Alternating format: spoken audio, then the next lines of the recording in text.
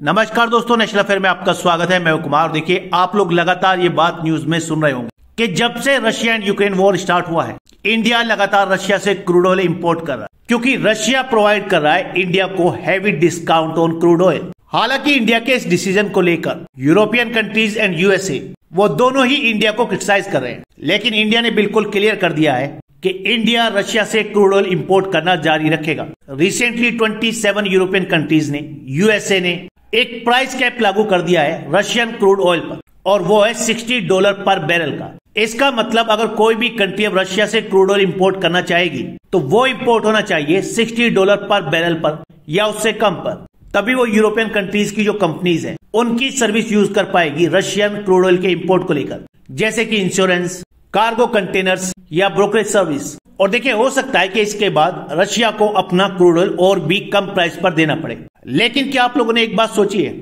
कि अब काफी लंबा टाइम हो चुका है रशिया यूक्रेन वॉर को, काफी लंबे टाइम से इंडिया परचेज कर रहा है रशिया से क्रूड ऑयल, वो भी काफी सस्ता, लेकिन फिर भी इंडिया में पेट्रोल या डीजल के दाम कम क्यों नहीं हो रहे हैं? ये डिस्काउंट जो मिल रहा है रशिया से इंडिया को क्रूड ऑयल पर, इसका बेनिफिट इंडिया के कंज्यूमर को क्यों नहीं मिल पा रहा है? देखिए, रशिया से जो क्रूड ऑयल इंपोर्ट होता है उसे कहा जाता है यूराल क्रूड, और इंडिया के क्रूड ऑयल इंपोर्ट में उसका शेयर था सिर्फ 0.2% रशिया यूक्रेन वॉर से पहले। लेकिन अप्रैल से लेकर सितंबर तक की अगर बात करें तो फिलहाल रशियन क्रूड का इंडिया के क्रूड ऑयल इंपोर्ट में शेयर है अराउंड 24.8%। रशिया और यूक्रेन वॉर स्टार्ट होने से पहले दिसंबर 2021 में इंडिया ने रशिया से सिर्फ 36,255 barrel per day crude oil import किया था। लेकिन अगर इस साल अक्टूबर मंथ की बात करें तो इंडिया ने रशिया से क्रूड ऑयल इंपोर्ट किया है अराउंड 9,36,556 बैरल पर डे।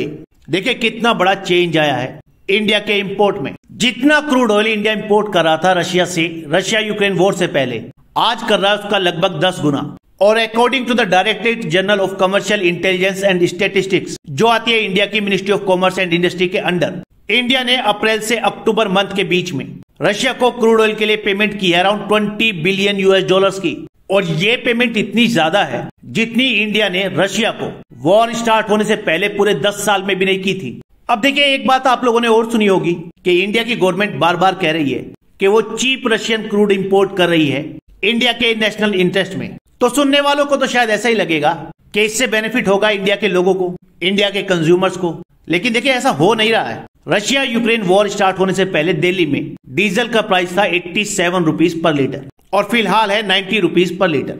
इसका मतलब ये कम तो नहीं हुआ। लेकिन देखिए, गवर्नमेंट ये कह सकती है कि इंडिया में डीजल और पेट्रोल के प्राइस इसलिए नहीं बढ़े हैं क्योंकि इंडिया रशिया से चीप क्रूड ऑयल इंपोर्ट कर रहा है। लेकिन देखिए, आधा सच है। और यहाँ सबसे बड़ा सवाल यही उठता है कि रशिया से जो सस्ता क्रूड ऑयल आ रहा है उसका सबसे ज्यादा बेनिफिट हो किसे रहा है? तो देखिए, शायद आप लोगों को जानकर हैरानी हो कि रशिया से जो सस्ता तेल इंपोर्ट किया जा रहा है उसका 3/4 यानी आप कह सकते हैं अराउंड 70% इंपोर्ट कर रहे हैं भारत के प्राइवेट रिफाइनर्स यानी प्राइवेट रिफाइनिंग कंपनीज। और इसमें दो बड़े नाम हैं, एक है इंडिया की रिलायंस इंडस्ट्रीज और दूसरी है रशियन कंट्रोल्ड नायरा एनर्जी।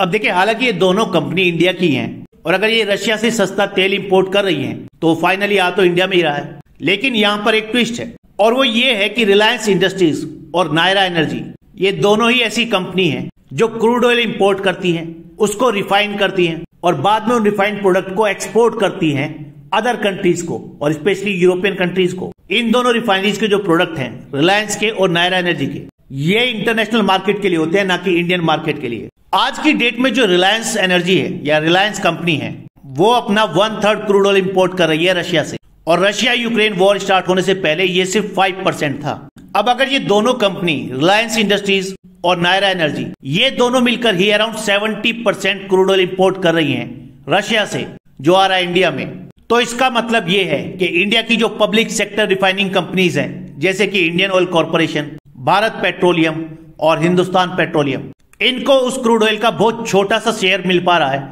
जिसे इंपोर्ट किया जा रहा है रशिया से। लेकिन हैरानी की बात यह है कि ये जो पब्लिक सेक्टर की कंपनी है, चाहे वो इंडियन ऑयल कॉर्पोरेशन हो, भारत पेट्रोलियम हो या हिंदुस्तान पेट्रोलियम हो, यही इंडिया की नीड का अराउंड 90% फ्यूल या आप कह सकते हैं पेट्रोल या डीजल प्रोवाइड करती है इंडियन कंज्यूमर्स को। तो इसका सीधा सा मतलब यह है कि इंडिया में जो दो कंपनीज रशिया से क्रूड ऑयल इंपोर्ट करती हैं और बाद में उसके प्रोडक्ट्स को बेचती हैं अदर कंट्रीज को या एक्सपोर्ट कर देती हैं, उनको मिल रहा है रशियन क्रूड इंपोर्ट का बड़ा शेयर। और जो public sector companies crude oil import करती हैं और बाद में उसे सप्लाई करती है इंडियन कंज्यूमर्स को, आपको या मुझे, उनको मिल रहा है रशियन क्रूड ऑयल का बहुत छोटा सा शेयर। और यही सबसे बड़ी वजह है कि रशिया से इतना हैवी क्रूड ऑयल इंपोर्ट करने के बाद भी जो इंडिया को काफी सस्ते दाम पर मिल रहा है, इसका बेनिफिट कंज्यूमर्स को पास नहीं हो पा रहा है।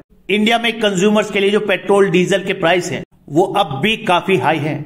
लेकिन देखिए, ऐसा नहीं है कि रशिया के सस्ते ऑयल से सिर्फ इन प्राइवेट कंपनीज को ही फायदा हो रहा है, इससे गवर्नमेंट को भी फायदा हो रहा है। देखिए, एक टैक्स होता है जिसका नाम होता है विंडफॉल गेन टैक्स, और इसे कंपनीज पर तब लगाया जाता है जब कंपनियों का प्रॉफिट अचानक से बढ़ जाए बिना किसी एडिशनल एफर्ट के या बिना किसी एडिशनल एक्सपेंस को बढ़ाए हुए।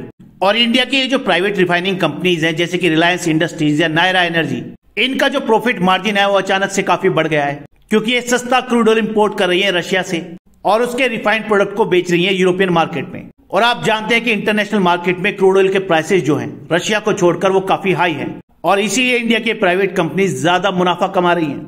और इन कंपनीज का जो अचानक से प्रॉफिट मार्जिन बढ़ गया है, इस पर गवर्नमेंट ऑफ इंडिया ने लगाया विंडफॉल गेन टैक्स। देखिए, सितंबर 1 को ये न्यूज थी कि windfall profit tax on domestic crude export of diesel jet fuel raised, यानी बढ़ा दिया गया है।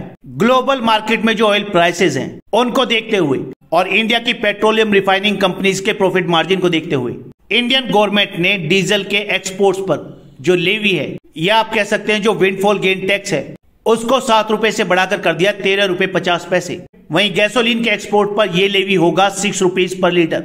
और देखिए, इससे इंडियन गवर्नमेंट को होगा हजारों करोड़ रुपए का टैक्स गेन। वहीं जो फ्यूल यूज किया जाता है एयरप्लेन्स के लिए, यानी एविएशन टर्बाइन फ्यूल, उस पर जो विंडफॉल गेन टैक्स था वो 31 अगस्त तक था सिर्फ 2 रुपए, और उसको भी बढ़ाकर फिलहाल गवर्नमेंट ने कर दिया है 9 रुपीज पर लीटर।